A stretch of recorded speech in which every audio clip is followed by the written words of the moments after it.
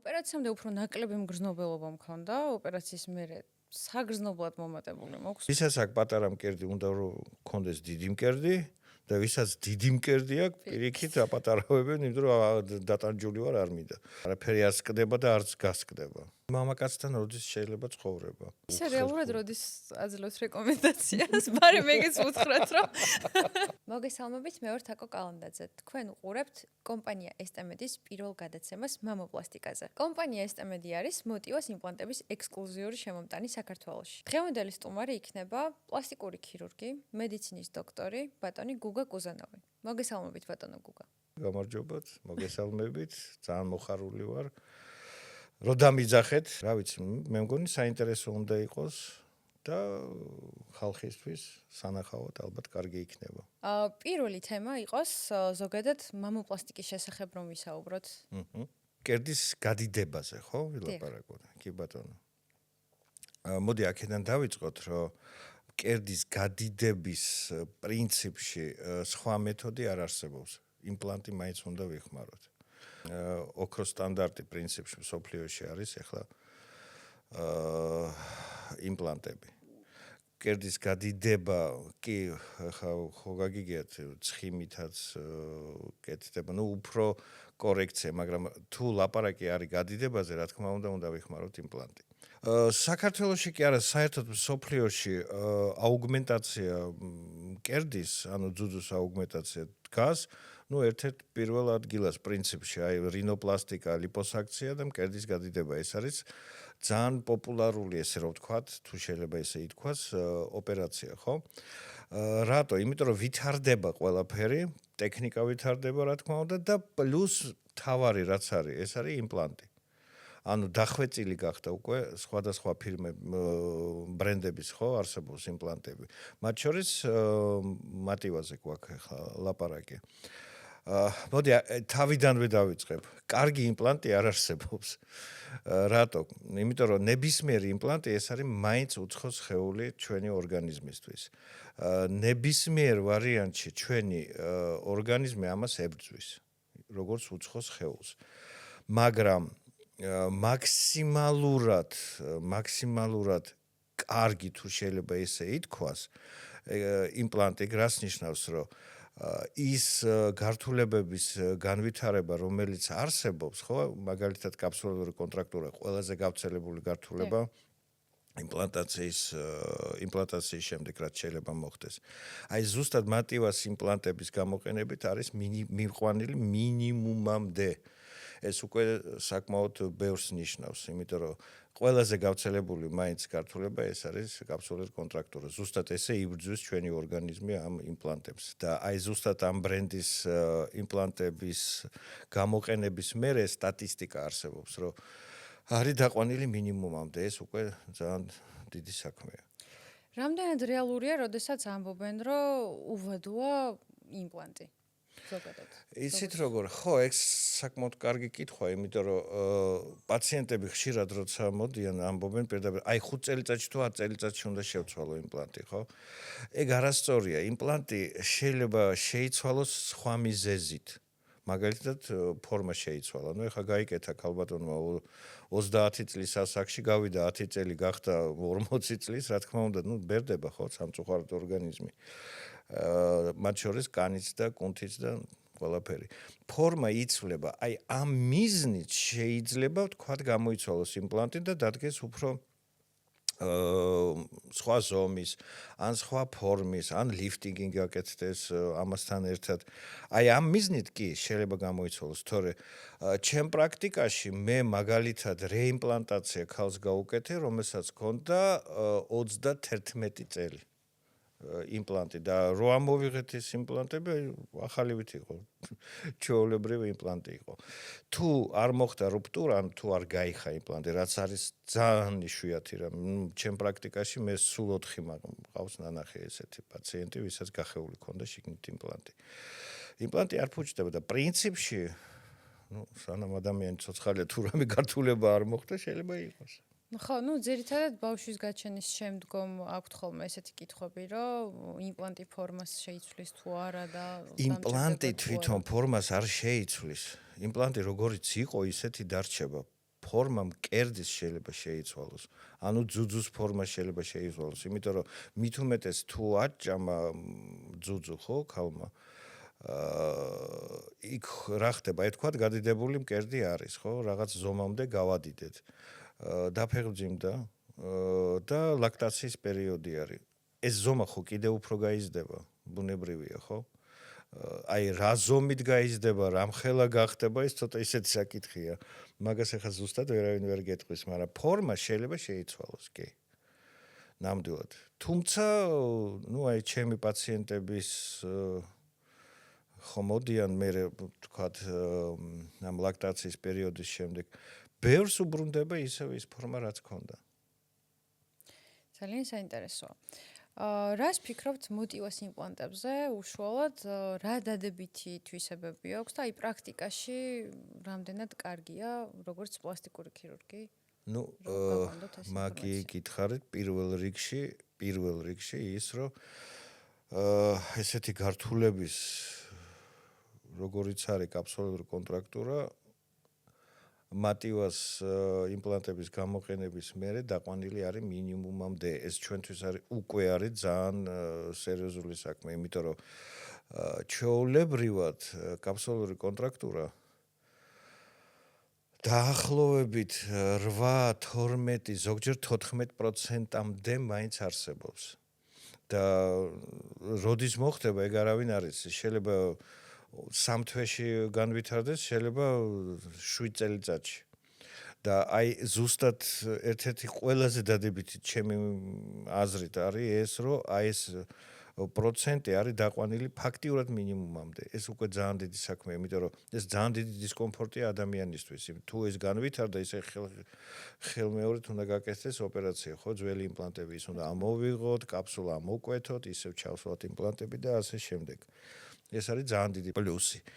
და ამის გარდა, ну, რა ვიცი, მოხერხებული ძალიან ისეთი, ანუ ოპერაციის დროსაც აი ჩასმა თვითონ იმპლანტის უფრო ადვილი არის, რბილიც არის. რავი, რა გითხრათ კიდე, საკმაოდ კარგი იმპლანტები არის. რა რჩევას მისცემდით პაციენტებს სანამ მამოპლასტიკას გაიკეთებენ? სანამ გაიკეთებენ, ну, პირველ რიგში უნდა დაფიქრდეს, უნდა ეს თუ არა. იმიტომ რომ იყო ეგეთი შემთხვევები, მე პირადად მყავდა პაციენტები, ბევრი არა, სულ 3 პაციენტი მყავდა, რომელიც დაახლოებით ერთ საზღვარგარეთ ცხოვრობდნენ ეს 3-ვე, ძალიან კარგად მახსოვს. რო ჩამოვიდა, მთხოვა რომ ამოიღეთ იმპლანტები, ვერ შევეგუეო. არანაირი გართულება არ ქონდა. არაჩვეულებრივად გამოიყურებოდა თვითონ მკერდი და ძუძუ. ანუ პრობლემა არ ქონდა, მაგრამ აი ფსიქოლოგიური მომენტი მაინც იყო, რომ მე ვიცი, რომ იქ შიგნით რაღაცა დევს და ვერ შევეგუე და არანაირი პრეტენზია რა თქმა უნდა არაფერი და ამოვიღეთ. და ურჩევ რას, პირველ რიგში იცით როგორი მომენტია, მკერდი ქალბატონისთვის, ქალისთვის ნიშნავს ძალიან ბევრს. შემიძლია დაგეთ. ხო, ეგ ფსიქოემოციური მდგომარეობა თვითონ ქალის მკერდზე არის ძალიან დამოკიდებული. და პრინციპში ვინც იკეთებს, ну ეხლა მე გითხარით 3, ეხლა ამდენი 25 წლის განმავლობაში რამდენი მკერდი მაქვს გაკეთებული, არც დამითვლია და თუ ეს მოეწონა და როგორც წესი მოსწონთ. იმიტომ რომ გადიდება ცოტა ისეთი მომენტია, ხო, პატარა გაქვს და გინდა რომ დიდი კონდეს, ხო? აქ დიდი ფსიქოლოგია არის, მაგას არ ჭირდება. ძირითადში მაინც ძალიან კმაყოფილები რჩებიან და აი სხვანაირად გამოიყურება მე ქალბატონი რა. აი უფრო დარწმუნებული არის თავის თავში, უფრო რაღაც მოკლედ დაფიქრდი, ახლა ყველას ვეუბნები პაციენტებს, რომ აი ჯერ მოიფიქრე იმას, გენი ხო სასწრაფო ოპერაცია არ არის, ხო, შეიძლება გაკეთდეს როცა გინდა, მაგრამ 90% რომ მოდის, უკვე იცის ყველაფერი და მაგაზე არც მელაპარაკება. მეც უკვე მაქსიაში შევდივარ, მოტივას იმპლანტები მაქვს ჩასმული და ჯერ კიდევ რეაბილიტაციას გავდივარ და ანუ ის გაცვიათ ჯერ, ხო? ხო, ну კორსეტი თვე ნახევარი შე. ერთი სული მაქვს კორსეტს როდეს გავიხდი რა. რამდენი ხანი გავიდა? ჯერ ერთი თვეც არ გასულა 24 დეკემბერს. მე ვეუბნები თვე ნახევარი რა, მაქსიმუმ, მეტი უკვე არ ჭირდება. კი, მაგრამ საკმაოდ ბუნებრივად დგას ჯერ კიდევ.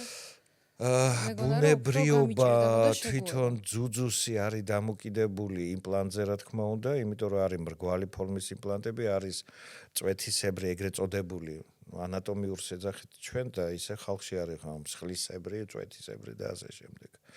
აი ზუსტად მოტივას აქვს იმპლანტი ესეთი, რომელიც რო შეხედავ მრგვალია, მაგრამ აწევ თუ არა ხდება ანატომიური ფორმის ერგონომიქსი. კი, ეს საკმაოდ კარგია და რა თქმა უნდა უფრო ბუნებრივ ფორმას აძლევს, მაგრამ ბუნებრივი ფორმა მკერდის, ანუ ძუძუსი არის დამოკიდებული თვითონ ძუძუზეც. მანამდე როგორი ქონდა? ეხლა მაინტერესებს აი პაციენტების შიშებიც რომ განვიხილოთ, აი რა შეცდომებს უშვებენ ხშირ შემთხვევაში პაციენტები, როდესაც ანუ იმპლანტს არჩევენ ან ოპერაციას წყვეტენ. პირველ რიგში ის რომ პაციენტ, იცი როგორ არის, საერთოდ ჯამში, ვისაც აქვს პატარა მკერდი, უნდა რომ ქონდეს დიდი მკერდი და ვისაც დიდი მკერდი აქვს, პირიქით აპატარავებენ, იმიტომ რომ დატანჯული ვარ არ მინდა. ეხლა ჩვენ დღეს ლაპარაკი გვაქვს გადიდებაზე, ხო? ძირითადად პაციენტი როცა მოდის, ამბობს რომ მე მინდა დიდი მკერდი, რომ ქონდეს. და მარტო სურვილზე პაციენტის და ჩემს სურვილზე ვთქვათ, ეს არ არის დამოკიდებული, იმიტომ რომ მკერდის ზომა უნდა იყოს, ანუ იმპლანტი უნდა იყოს მოხერხებული კონკრეტულად იმ ადამიანისთვის, ხო? ეს არ უნდა იყოს დიდი, არც უნდა იყოს პატარა, უნდა იყოს მორგებული ზუსტად კონკრეტულად იმ პაციენტს და ამას უხსნი ყოველთვის, რომ მე ძალიან რომ მომინდეს, ხო? ეხლა 0 ზომა როცა გაქვს, ან მაქსიმუმ 1, 5 აქედან არ გამოვა. ძალიან რომ მომინდეს, ხო? იმიტომ რომ ფიზიკურად შეიძლება არ ჩაეტიოს და რომც ჩაეტიოს, საკმაოდ დიდი პრობლემები შეიძლება შეუქმნოს ადამიანს ამის გამო. ამიტომ პაციენტმა პრინციპში აი ბოლო ხანებში უკვე ეთყობა მას მედია და დანარჩენი ყველაფერი, აი ეს სოციალური ქსელები, უკვე იციან, საკმაოდ ბევრი ინფორმაცია მიღებული უკვე აქ პაციენტს სანამ მოვა შენთან. და ის ლაპარაკი უკვე მე მიადვილდება რომ აუხსნა რომ იცი რა ეხლა 0 გაქვს და 5 ზომა აქედან არ გამოვა თვითონაც იციან კი აი რომელიც მე უფრო მომიხდება რომელიც უფრო მორგებული იქნება ჩემი იმისთვის ორგანიზმისთვის კი არა ტანისთვის ესე რომ ვთქვათ ხო იქ გარშემო წერილობა გულმკერდის და ასე შემდეგ აი ისეთი ჩამიყენ ისეთი გამიკეთეთ კი, მეც უბრალოდ ასე შევარჩიე იმპლანტი ჩემს. ეგ სწორია, იმიტომ რომ დიდი შეიძლება ჩაეტიოს კიდევაც, მაგრამ საკმაოდ დიდი პრობლემა შეიძლება შეგექმნას. ელემენტარულად სტრია შეიძლება გაჩნდეს, ხო? ძალიან გადაწელილი როცა კანი იქნება. მეორე ის რომ, ну, რა ვიცი, ზოგისთვის ეგ პრობლემა არ არის, მაგრამ ну, ზოგი ამბობს, არა, დიდი მართლა არ მინდა, იმიტომ რომ ვულგარულად თქვათ გამოიყურება. მაგრამ ну, ეხლა გააჩნია ადამიანს ზოგს პირიქით ძალიან ბუნებრივად უნდა და ერთი ან ორი ზომით იდიდებენ როგორც მსმენელი. ეგ აბსოლუტურად ნორმალურია, კი და როცა უნდათ რომ ბუნებრივად გამოიყურებოდეს. აი ზუსტად ფორმა კონდეს მკერდის, როგორც არის ბუნებრივი. მაგრამ არის პაციენტები, ვისაც უნდა მაგალითად აი მრგვალი რომ კონდეს.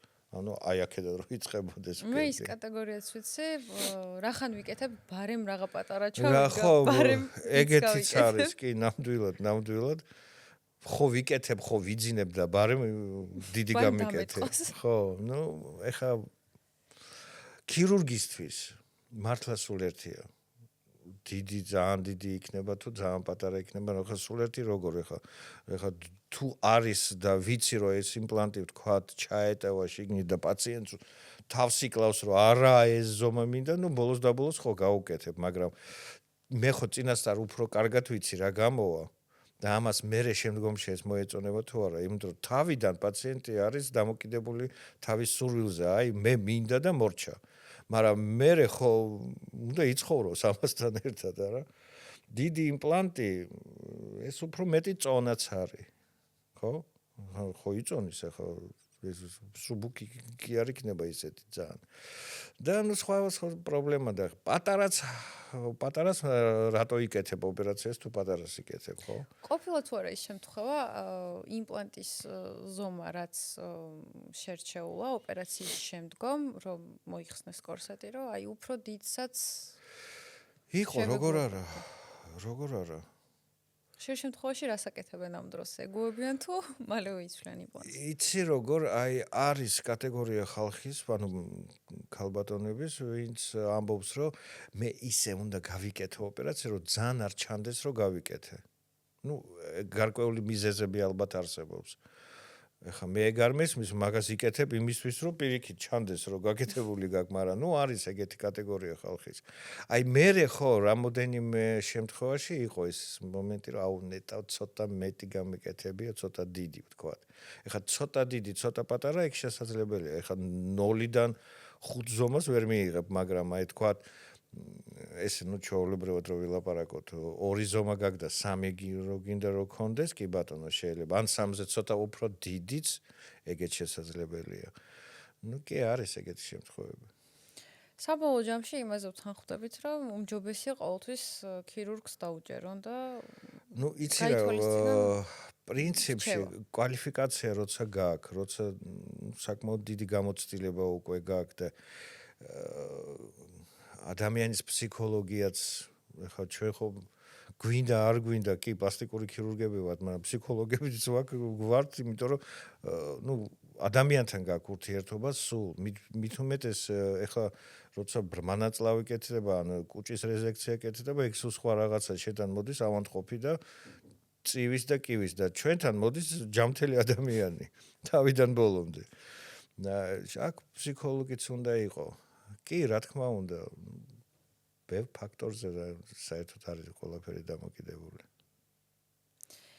საქართველოში რამდენად ხშირია ზოგადად მამოპლასტიკის ოპერაციები, აი მკერდის გადიდება უშუალოდ რო?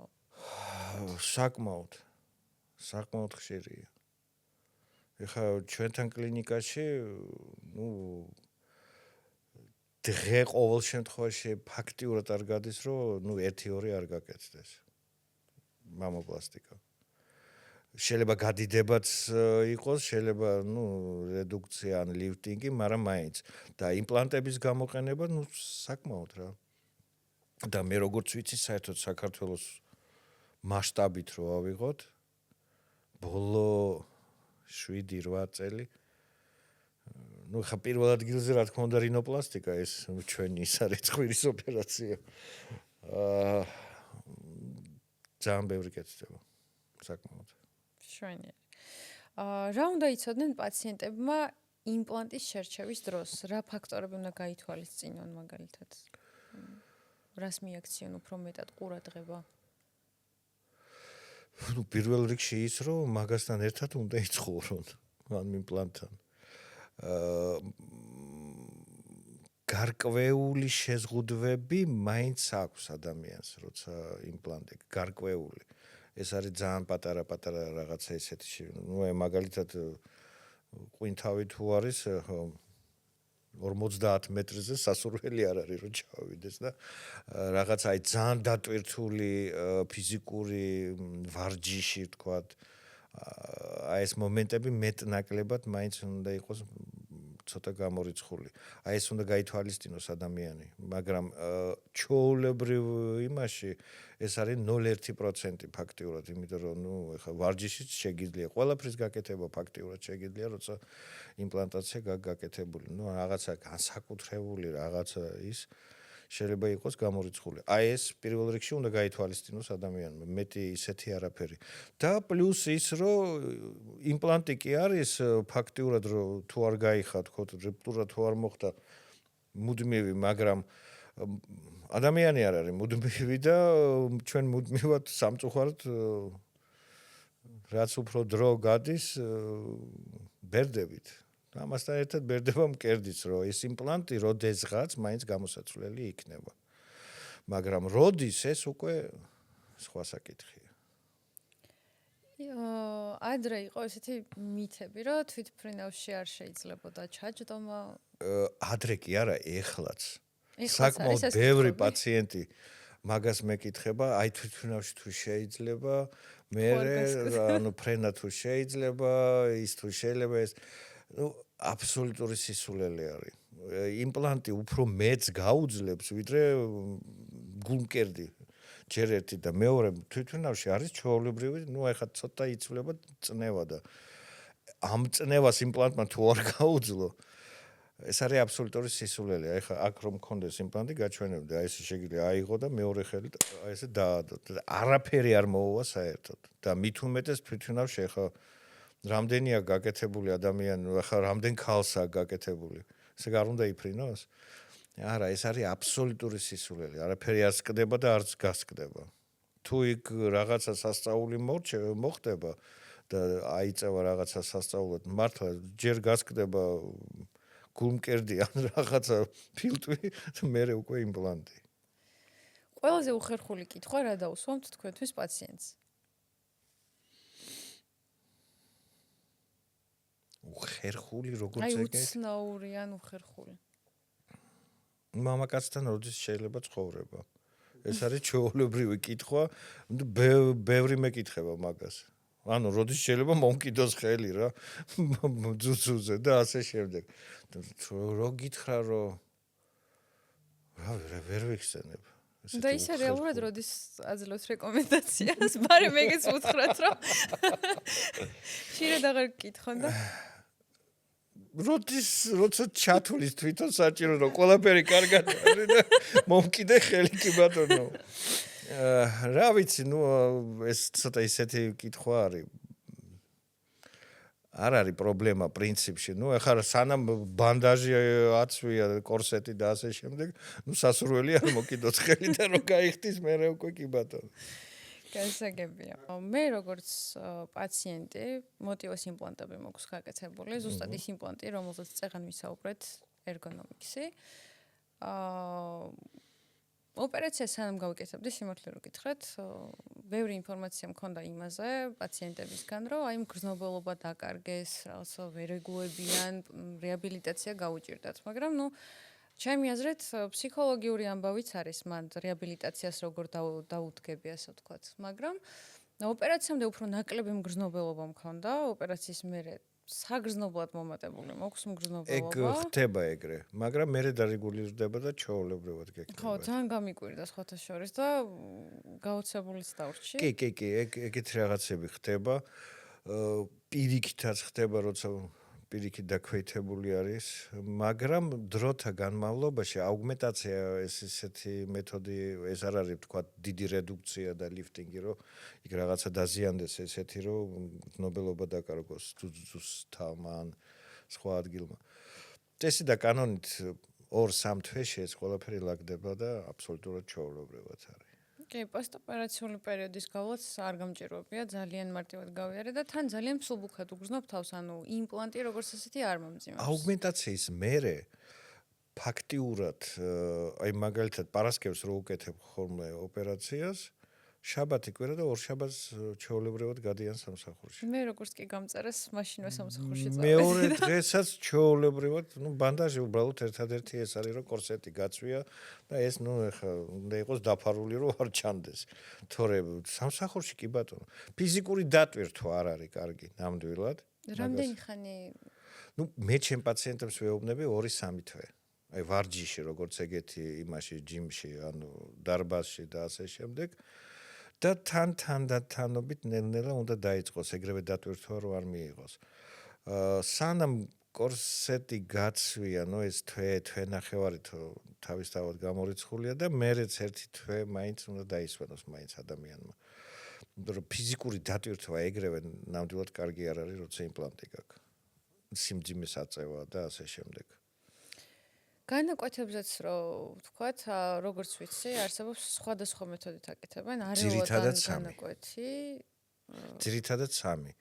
განაკვეთი ძირითადად კეთდება, ნუ ყველაზე გავრცელებული არის სუბმამალრული, ანუ აი ეს ნაკეცი, სადაც არის მკერდის ნაკეცის ხაზი რო არის. იქ 5 სანტიმეტრიანი ან ცოტა პატარაც შეიძლება გაკეთდეს.